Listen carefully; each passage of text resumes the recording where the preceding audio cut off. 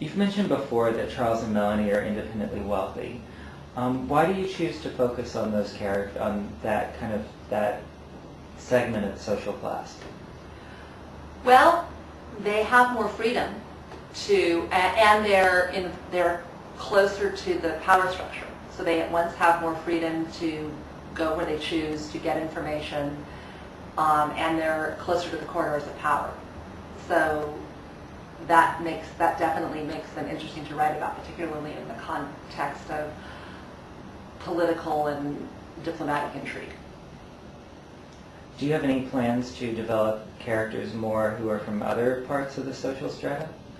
Yes, actually. Well, Laura, who's important in the fourth book, is a governess. So she's a governess is sort of an upper servant, kind of in a gray area in a way between the family and the servants. And then there's a character, there are actually several characters in The Mask of Night who are from the underworld or the lower strata of society. And there's a young girl named Bet who's a prostitute, actually, who's involved with a well-born young man.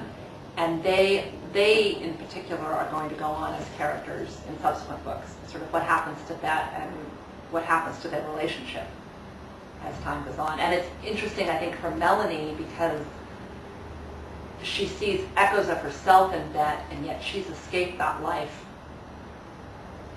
But the way society looks at Bet is the way they would look at Melanie if they knew the truth about her. So that's an interesting sort of irony.